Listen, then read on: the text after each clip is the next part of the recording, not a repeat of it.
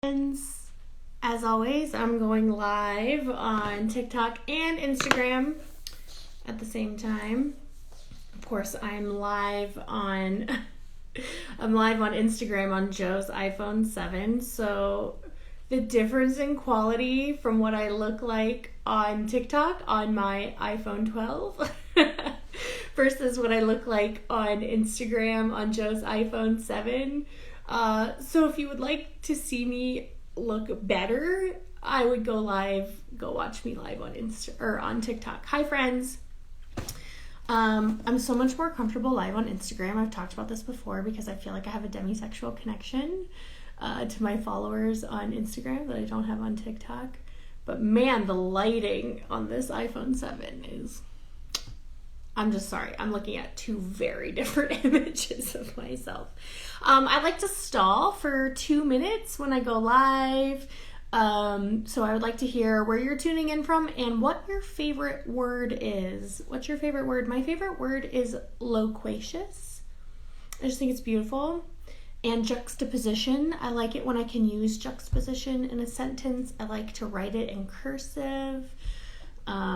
So my favorite words are loquacious and juxtaposition, and I'm coming to you live from Reno, Nevada right now. Okay. So please share where you're tuning in from and your favorite word. Somebody said gossamer, parallelogram. I'm trying to get my toddler to learn what parallelogram is. Wow, I just jumped so many live viewers on Instagram. I always feel like when I get super niche, right? When I go, okay, we're not just going to be talking about polyamory, but also very spiritual topics. I always think it's going to be too niche. And then all of a sudden I have all these followers show up. If you're just joining us on TikTok, I wasn't able to promote my live on TikTok, but today I'm going to be talking about a new live segment I'm calling Ragamuffin Polyamory. And this is going to be the intersectionalities between my current spiritual journey and my current polyamorous journey. And this has come by request from some of my followers. So like I said, I really create content from my heart. It's always a dear diary of what I'm learning and growing through. And my brain lives permanently in a very spiritual place.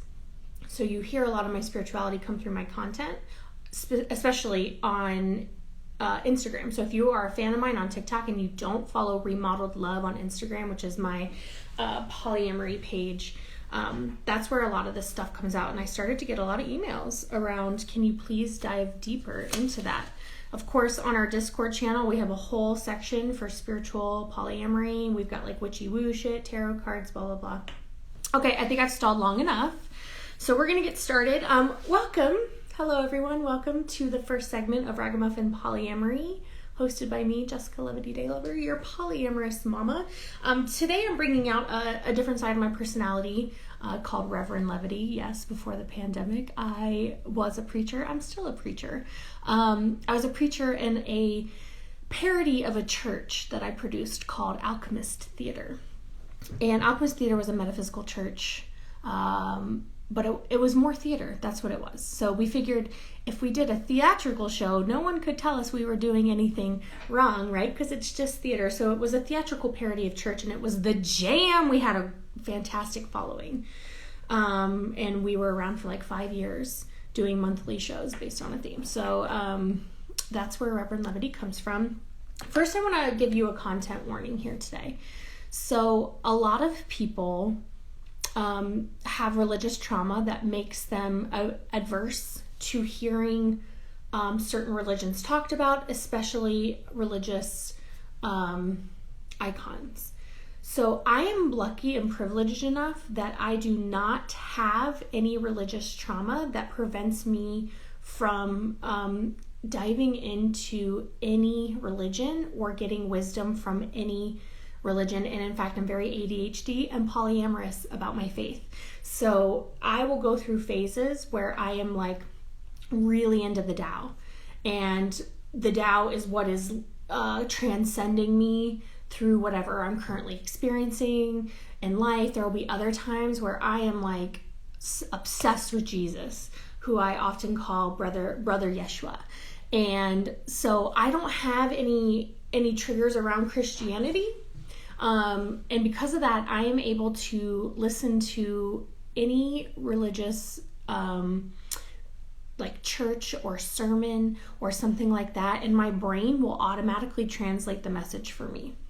So I could go into any church and listen to any service, and my brain will automatically be taking that message that might be coming very literally out of a preacher, and my brain will make it symbolic and metaphorical and metaphysical for me.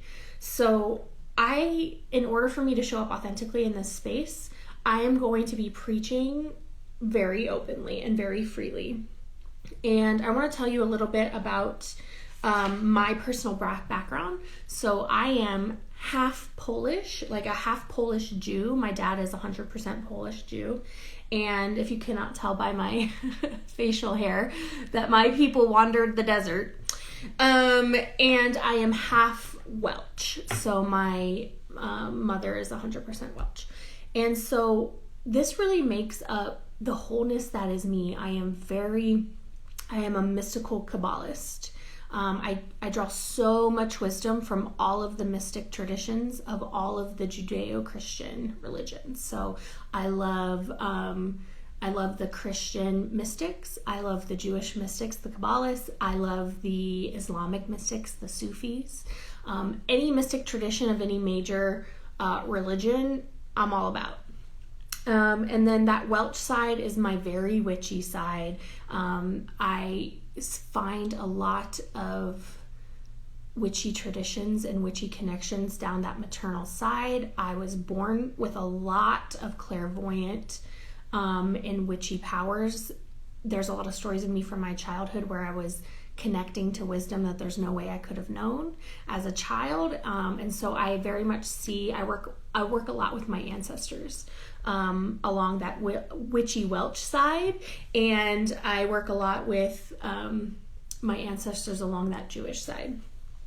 I also feel like, to let my woo totally out, I also feel like I'm a starseed. I'm not really from this planet. I do try to use my Welsh side to connect roots here on this earth, but for the most part, I definitely feel like an alien a lot of the times, that I'm not from here. I am from somewhere else in this universe, and my soul has just come here to kind of walk the earth school path. Also, if you look at my chart, I'm a Sagittarius sun. My birthday is next week. I also have double Cancer placement, so I'm a Cancer rising and a Cancer moon. And so a Sagittarius with 2 Cancer placements, like that's that fire side, but then the intense, immense emotions that you see coming through my page a lot. Also, my Venus is in Scorpio, and this is very important knowledge for how I walk the polyamorous path. Like I said, I am blessed enough to find so much juicy yumminess from all religious traditions. As far as the fallen spiritualities go, right, the Judeo-Christian, we fell from heaven, the fallen spiritualities, I still get a lot out of that wisdom, but I take everything with a grain of salt, because I do feel like on this earth planet, there is more truth in the creation-based spiritualities. So those are the indigenous, ancient, mystic traditions that see life and death, creation and death, light and dark as all a part of one cycle. So the fallen spiritualities tend to really place a lot of emphasis on light, and they over-worship the light and they demonize the dark, and that's wrong. Whereas the creation-based spiritualities see light and dark as all part of one thing, and that's definitely more to where I'm oriented. My background, I am a philosophy major from the University of Wisconsin-Madison. My emphasis was in metaphysics. I also have it's a double degree in sociology. If I could go back again, I would probably do religious studies and philosophy. And I have a minor in LGBT and gender studies, because gay. So these things really make up the synthesis of everything that I think and how I perceive my life. I'm also highly neurodivergent, ADHD, and definitely on the spectrum. And so the way that I see things, I now realize is very unique to me. And I'm learning now that not every brain thinks like I do. But on the other hand, I also feel like that's part of what makes me part of my path to be a prophet, and to just share my prophet in the sense that my job is to share a very Dear Diary aspect of my path. So that's the context for what we're going to be talking about today. Now I want to talk about why I want to call this segment Ragamuffin Polyamory. So one of my all-time favorite philosophers is a man named Brennan Manning, and he is a Christian. He was a Christian preacher for all of his adult life, and he wrote a book called The Ragamuffin Gospel, which I would say is one of 5 books that completely shaped who I am today, my faith and my understanding of Jesus and Christianity. So Brennan Manning was a pretty severe alcoholic for all of his adult life. And he was an alcoholic for all of while he was a preacher, and he never hid that. And his greatest struggle was learning to accept, I have chills, was learning to accept that Jesus loved him exactly as he was. So the Ragamuffin Gospel, the whole point of that book, and you can listen to it on audiobook and it's fantastic. The whole point of the Ragamuffin Gospel is that Jesus loves us as we are right now and not how we should be. And if you dig into the metaphysics of grace and true Christianity, you see that that was the whole point of what Jesus was doing. Jesus loves us as we are right now and not as we should be. And who we are right now is ragamuffins. Every single one of us, ragamuffins. This is the way that, what a lot of the literal, what I would call the Pharisees, right, calls us, that we're all sinners, right? We're all sinners. Well, Brennan Manning is taking the idea that we're all sinners and he's calling us ragamuffins. We're fucking human, okay? We're all just humans trying to walk this earth walk. And none of us are perfect. We all make mistakes and we are all ragamuffins. And I think it's so beautiful, Brennan Manning's journey. I highly recommend reading every single thing he wrote, putting Brennan Manning into YouTube and listening to any one of his talks. They are all just life-changing, truly. And I'm calling this Ragamuffin Polyamory because the polyamorous path is imperfect. We are all imperfect. The monogamous path is imperfect. We're all fucking humans. But the polyamorous path is even more imperfect because we were raised in compulsory monogamy and we're trying to figure out polyamory within compulsory monogamy. So we make even more mistakes than I think maybe somebody who was very comfortable in monogamy found their person that they're comfortable with and just lived, a very kind of natural, carefree, monogamous life. Like, that's probably rare too, but it happens. But the polyamorous path, none of us have it easy and we are all making mistakes. And in the polyamorous journey, part of what creates a toxic polyamory space is that there is this gatekeeper idea that you have to be perfect. If you experience jealousy, you're not ready for polyamory. If you make a mistake, if you pull couples privilege, if you engage in hierarchy, if you use veto power, right, then you're not ready for polyamory. You're toxic. No, listen, we're all fucking ragamuffins, okay? Now, of course, if you are intentionally out here, manipulating, doing toxic things, sitting behind the scenes going, I'm going to hurt people and use my manipulative powers and gaslighting to make everything seem like everyone else's fault. Like, yeah, you're a fucking dickbag. Get out of the dating pool in general.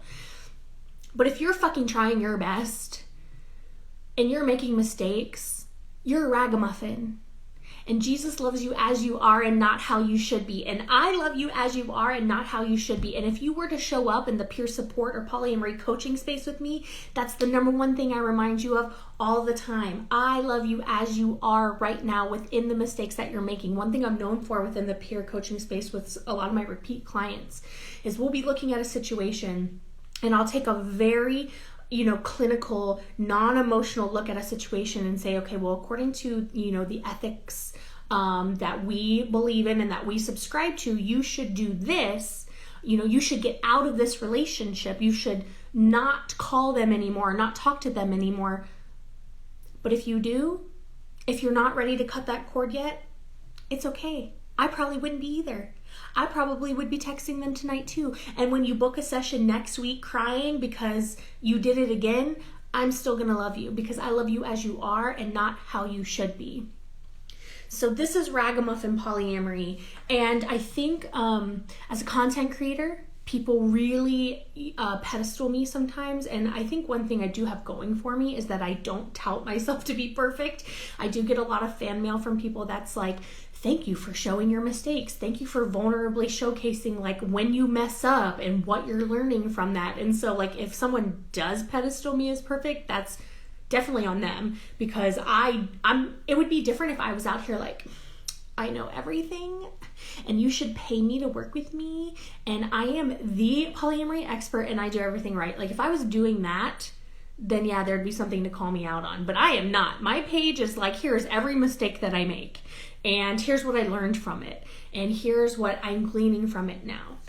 And so I am a ragamuffin, you are ragamuffins, we're all ragamuffins, and welcome to Ragamuffin Polyamory.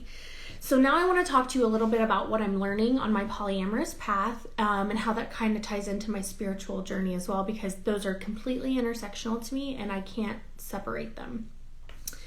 So I've been doing a lot of, again, if you are on TikTok and you don't follow me on Instagram at Remodeled Love, I highly recommend it if you're an Instagram person, because I go so much deeper into my polyamorous journey over there.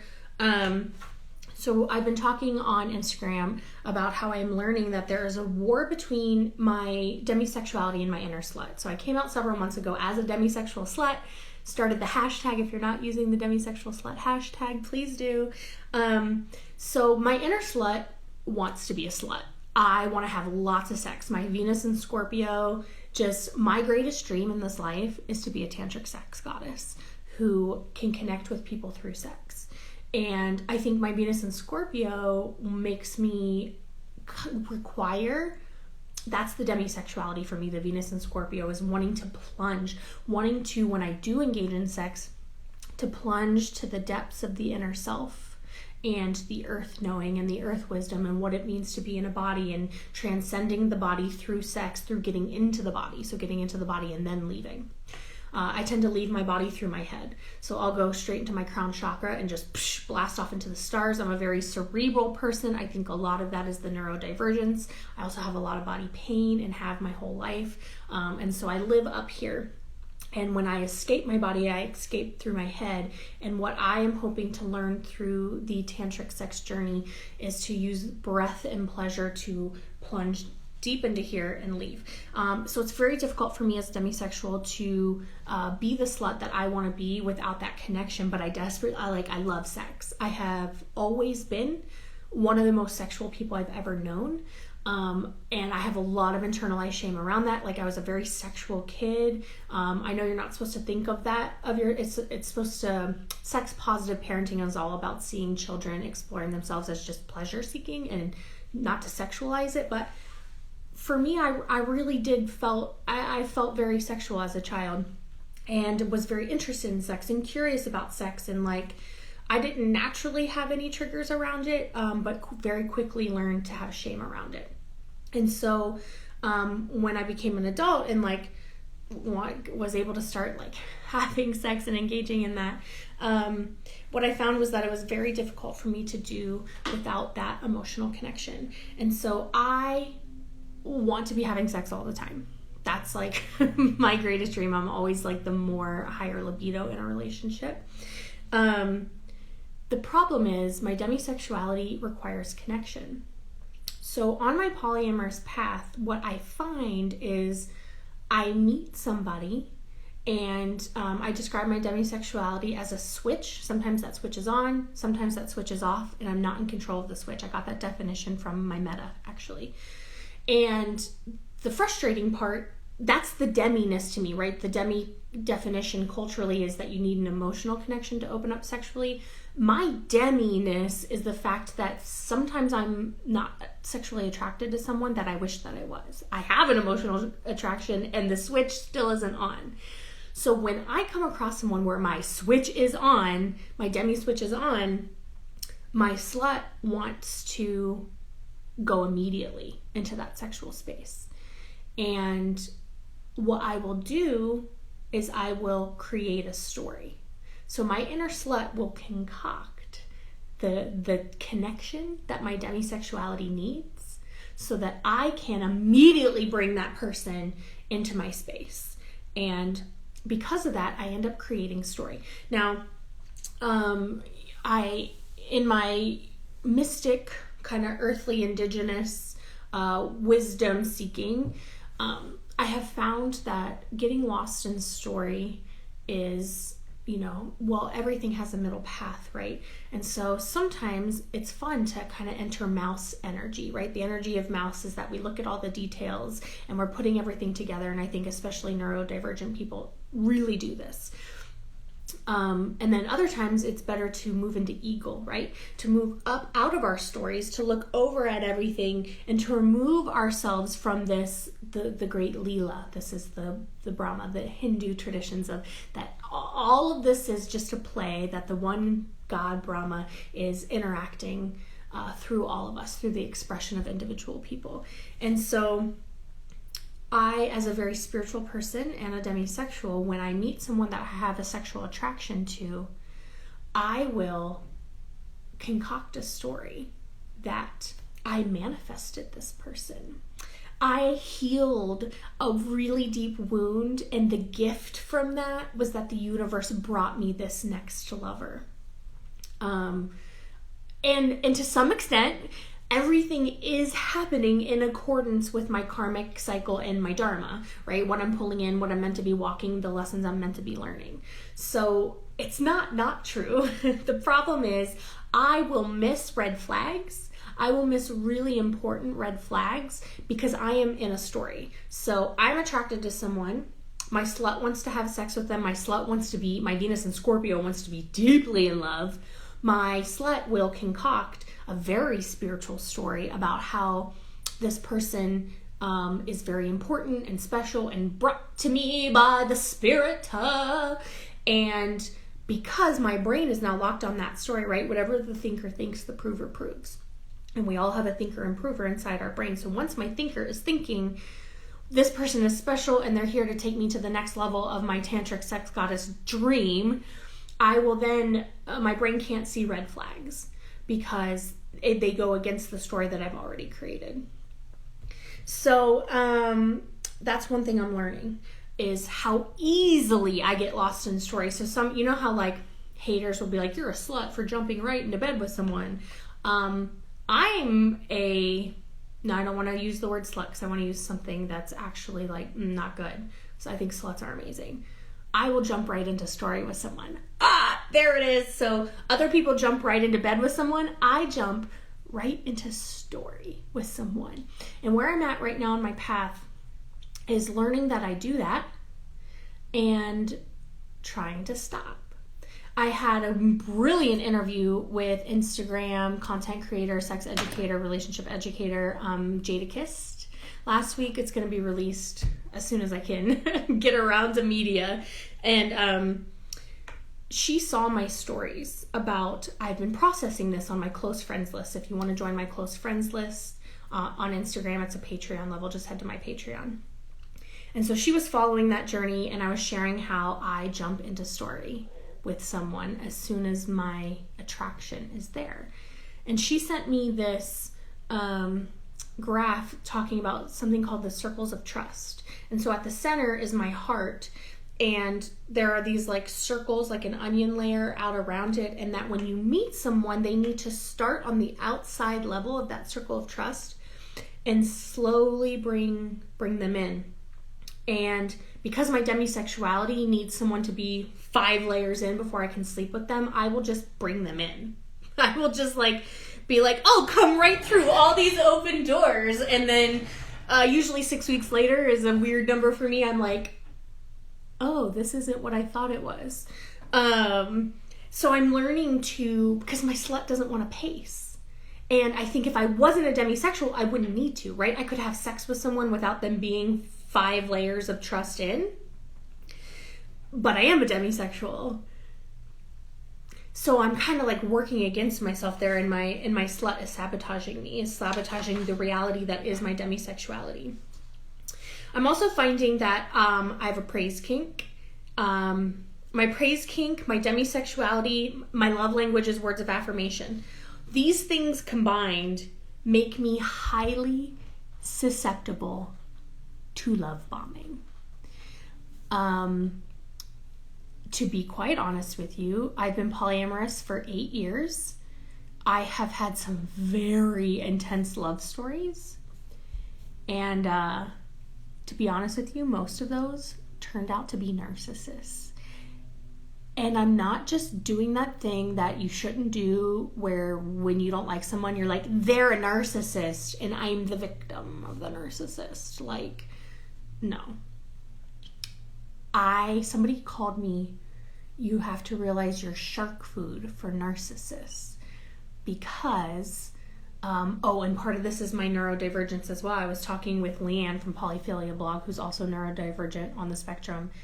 And they said, like, part of being on the spectrum is you take everything at face value. So when someone is presenting something to me, I'm like, this is what it is, because who would lie, right? And so I don't realize that things might not be like they seem. And when you combine that with trauma, a history of trauma, and neurodivergence, and the demisexual slut saga of creating story, what you find is someone who is shark food for narcissist sharks. And so, I mean, it's always really intense and really great sex and very dangerous and very harmful. Sorry, I'm seeing a lot of comments about how this is resonating with people very deeply, and that's amazing. If you are resonating with this, especially on my TikTok folks, please make sure you're following me on Instagram at Remodeled Love, because I go so much deeper into this on that page. What I'm also finding is that I love bomb. So I am susceptible to love bombing because my demisexuality, my love language, my neurodivergence, and my praise kink love to be love bombed. My demisexuality, like I find it hard to create an emotional connection to someone without praise. Like, the fuck? Like, why am I like this? But that is the nature of my demisexuality. At the same time, it's also the nature of what makes me susceptible to being love bombed. And I also love bomb because I give my love language. I like words of affirmation. I like my Venus and Scorpio loves intensity. So I also love bomb. Now, narcissists love bomb with the intent of then pulling that love later and using it as a form of control over you. I love bomb like a puppy because ultimately I am just a puppy who loves love and loves to be in love. Now, some might argue, hey, this is just who you are and you should learn to love it. And where I'm at on my spiritual and polyamorous path right now is that I think that I am an immature lover. I think the way that I love bomb like a puppy, not like a narcissist, is a maturity problem. I think that the more mature way to love would be to notice that I have a tendency to love bomb, especially during NRE, and to not do that. It's an energy thing, and energy doesn't lie. I might be having intense feelings for someone, but I don't have to tell them. I can find ways to sprinkle it instead of bomb it, to drop fairy dust of authentic feelings of where I'm at without dropping bombs. I think that would be the more mature thing, because at the end of the day, when I love bomb, like I said, it's very puppy-like, it's very eager, it's very little girl. It's very middle school Jess who just wanted to be in love and wanted to have a boyfriend. Or, at that time I was just very boy crazy, but just a partner, to be in love, to be seen, to be heard, to feel connection, to go on that Venus and Scorpio journey. So when I am feeling that and it's requited, I think I revert to that. And again, there's nothing wrong with that. I think the balance, this path that I'm on right now, is learning to love her for her innocent puppiness, while at the same time respect that that's not a mature way to love, and in fact should be a red flag to someone else. I think that if I were to manifest a mature lover into my life, they would see me love bombing and they would take it as a red flag, and they should take it as a red flag. Again, maybe not that I'm a narcissist, but that I am an immature lover and that there's a maturity process that I need to go on. I do have a new kind of love story. I'm not even going to say love story. I do have a new connection unfolding right now that's very exciting and very requited. It's actually with another polyamory content creator. I actually have several content creators that have something very special with me. One of them is long distance and probably saturated. Another one is not so long distance, and we are beginning to explore what that might actually look like. And we are on very similar growth trajectories right now, and we are talking very candidly about, can we meet consciously? Can we be conscious, polyamorous, spiritual lovers? Can we meet in this space consciously with me telling you what I'm learning right now and you telling me what you're learning right now? And can we encourage each other into a more mature way to love? And I told them yesterday, we have these little kind of text dates at night. It's super cute. I told them last night that, I was crushing on them all day long, and that, I had these inclinations to want to send cute messages that I realized, this is love bombing. Again, innocent, but love bombing. And so instead of texting them what I was thinking, I just sent the thought to the universe. I didn't send it to them spiritually, because I do believe spirit to spirit communication, higher self to higher self communication is a very valid form of communication. But I didn't do that because that is still sending the energy to them. I just took that love that I was feeling and I love bombed the universe. I loved bombed my higher power. I love bombed spirit.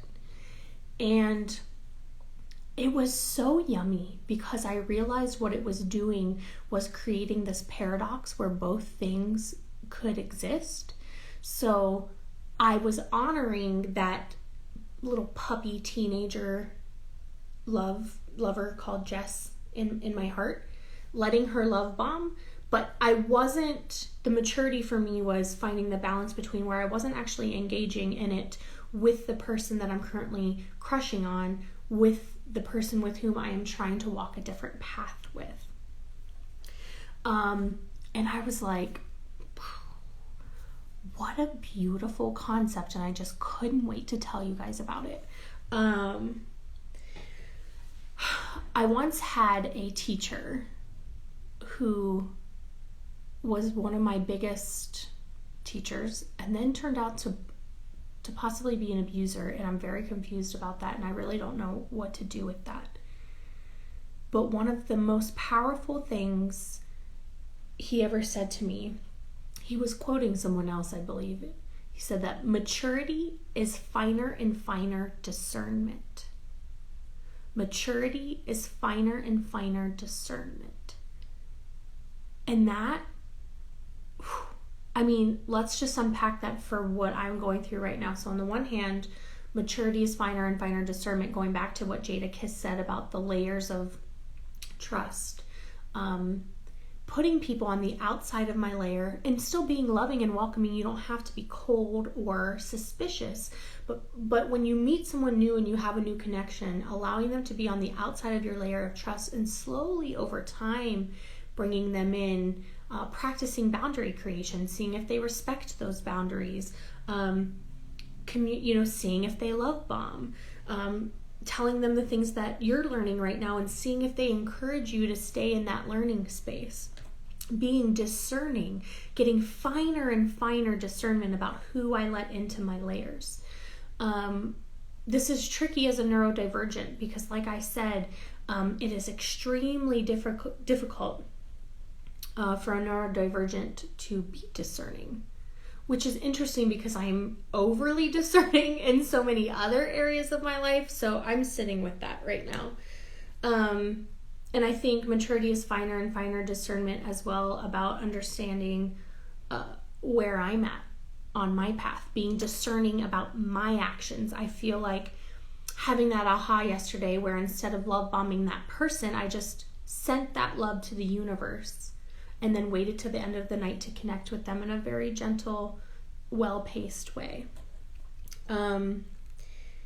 I think slowing down doesn't necessarily mean for me that I can't have sex with someone right away. Knowing me, it probably will mean that. But it's more slowing down my story generator. So I want, instead of jumping, I can still jump into bed with people if my demisexuality switches on, if my demisexual switches on and my wall is down, because that's really my demisexuality. There's a switch and then a wall. If my switch is on and my wall is down, I'm totally comfortable having sex with someone. What I don't want to do is jump into story because of it. I want to be able to discern when I'm in story, and pull myself out of it. Maybe release that story to the universe, and using some of my energetic tools to recognize where am I at in my body. When I'm in story, I tend to be in 6th and 7th chakra up here, and pulling myself more down into my heart. My heart likes to create a lot of story too, to be honest. So probably my 3rd chakra is kind of what's coming up right now. Standing in my power, standing in my willingness to hold myself as my own person and be in control of who I let into my space. So yes, so this is what I'm learning right now. I want to remind you all that we're all ragamuffins, and Joe and I both just made this. Joe and I are both on a very similar journey, although Joe identifies as semi-demi. He's not a full demisexual. But Joe and I are both very immature puppies in the way that we show up in relationships. And I think a lot of that has to do with we've never really had one. So Joe and I were both very awkward teenagers who never really had relationships. No one ever really liked us. Like, we were just kind of floating through life. The only difference between us is that I was a highly sexual person and he was not. When we met, we were friends for a while. And then we have this super cute love story. I was really high on mushrooms and I told him I had a crush on him, and he said he had a crush on me too. And that was it. It was never really intense. We have a very soulmate type of dharma between us, so versus twin flame. We have just always been best friends. But I think what Joe and I are discovering now is that we are both very immature puppies when it comes to love. And we both, as very spiritual people, we jump into story. And so Joe and I were both just in relationships in which we did that. We did that exact thing, and it was extra intense because never before in our polyamorous journey have both of us been in new relationships at the same time. So we were both in NRE at the same time, which was fun. But we were also very then encouraging of the other person, like, go, be in story, enjoy the roller coaster. And then we both got knocked off that roller coaster at the exact same time. And I mean, like, this veil, it's eclipse season, and I feel like my eclipse, like the eclipses just took this veil off, and I saw everything very clearly. I saw the ways that me being in story prevents me from seeing red flags, and me being eager for love and eager for that Venus and Scorpio tantric connection, sexual, especially sexual with someone, really makes me eager to be in that story and affirm that story and not walk away, not see red flags, or if I do see them, not walk away, like justify them very quickly. And Joe did the same thing. We both got lost in story. We both got overeager, and we were just immature little puppies. And we got knocked off that roller coaster. And to be honest with you, I got knocked off in a way that I'm not going to talk about publicly on this platform. I will just say that a hard boundary of mine was crossed, and I'm not saying that it's my fault, because it's not. What I am saying is that if I had been more mature, right? Maturity is finer and finer discernment. If I had been more mature, I think I could have walked away a lot sooner than I did. I'm sorry for It was a wake-up call for sure.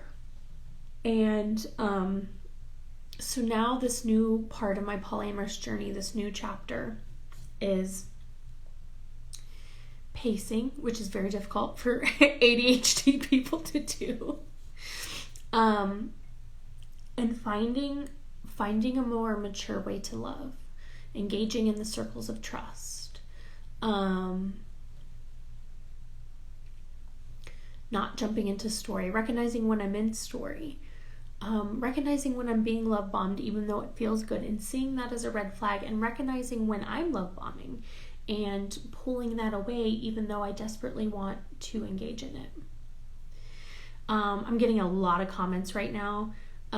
So this video will be posted fully on my Instagram, so you can watch the whole thing again on my Instagram if you're loving this or you missed the beginning or whatever. It will also be on my YouTube channel. So if you're watching it live right now and you're enjoying it, you can catch it again. Someone's asking me to define love bombing a little more. So love bombing traditionally is a tactic that narcissists use. It's very easy to engage in very innocently during NRE, which is just like telling someone you like, just how much you like them, and engaging in a lot of future fantasy, getting really lost in, like, one red flag for me is whenever I'm in NRE with especially a newbie and I mention love bombing, they'll always say, this isn't NRE and this isn't love bombing, this is just what our love is. Red flag. It's always NRE. Like, so it's that obsessive, like, especially words of affirmation, like affirming of intensity, tossing the intensity back and forth. Yeah, that's love bombing. I would encourage you to Google it. What you'll find is that love bombing is a tactic used by narcissists to get you hooked on them, because love bombing creates dopamine and serotonin floods in your brain because it feels really good. And so it will get you addicted to a person who love bombs you a lot. Maybe they love bomb you with gifts, words of affirmation, praise, whatever your love language is. They just like throw it at you way too early. Like you haven't even established that level of depth yet, and yet they're throwing that at you, and it creates an addiction hook in your brain. And in a narcissist world, what they'll then do is slowly become aloof and stop love bombing you, and it will make you like what's happening, what's going on. And it's the narcissist way of gaining control. So they love bomb you in the beginning, and then they pull that love completely to create an addiction hook with you. So do some Googling. What I'm saying, when I love bomb, it comes from this really innocent place, but very immature place. So I'm not doing it with the intention to narcissistically take control over you in 6 weeks. When I stop doing it, I'm doing it from a place of I am lost in story. I am still a 13-year-old girl inside who just wants to be in love. And who never really had, like, I never had the Dawson's Creek high school love story. Like, whenever I watch high school love TV series like Dawson's Creek or like To All the Boys I Ever Loved, like that movie, I was like, this was not happening to me in high school at all. So I never had the Dawson's Creek Party 5 love dramas. Like I said, Joe and I are each other's first relationships, to be honest with you. I definitely had a few more like connections than he did, but we got together when I was 23 and he was 28. And so we met in a very immature space. And then on the polyamorous journey, I feel like we're kind of catching up on maybe what other people got to grow through when they were younger. So yeah. Okay, so I'm catching up here. So somebody says, I've never heard the puppy love and love bombing thing described so well. I'm 100% guilty of both. I'm so glad it's not just me. We're all ragamuffins. This is ragamuffin polyamory. We're all here making mistakes, and we're going to get hurt, and we're going to hurt others. And you have to love yourself as you are and not as you should be. This is the ragamuffin polyamory journey. I really thank you all for being here today and holding space for my truth and my honesty. Thank you for the affirmations. if you got something out of this today and you would like to thank me for my time, you can head to remodeledlove.com, and I have different ways you can tip me through Venmo, PayPal, Cash App. You can join my Patreon. If you join my Patreon at the $5 a month level or higher, I add you to my close friends list on Instagram, where I daily, very vulnerably, dear diary my life and what I'm learning, and unpack this stuff on a daily basis. A lot of the people on my close friends list are all people who are like, oh my God, everything you say resonates with me in my journey. So if that is the feeling you're having, I highly recommend joining my Patreon. And like I said, if you gleaned something from my emotional and creative labor here today, I would be so grateful if you tipped me just for my time today before I head home and head back into mom world. And also, I think this content creator and I, who is engaging in what could be a very beautiful friendship, but possibly more, we're actually going on our first date this weekend. So that's all I'm going to say about it now, because I think we want to wait until we're together to out who it is. Because at the end of the day, we content creators gotta create some ratings. No. We are both walking a path very similar right now, and I think it's going to be really beautiful to watch us engage in this very conscious polyamorous journey together. And even if it turns out that we are better off as friends, we're calling it a ship. It's not a relationship. It might be a relationship, it might be a friendship. Right now it's just a ship, and we're both getting on the ship. And my birthday is next week, and so I'm going to spend the weekend before my birthday. I always try to do something for myself for our first kind of hangout. Not a date, whatever, because we just want to see what's there. And it's going to be gooey, and on Instagram we're going to out ourselves when we're finally together this weekend. So thank you so much for joining. Head to remodeledlove.com if you're interested in peer support with me. This is exactly what I'm like in a peer support space. I do have an extensive coaching history. I am a certified coach.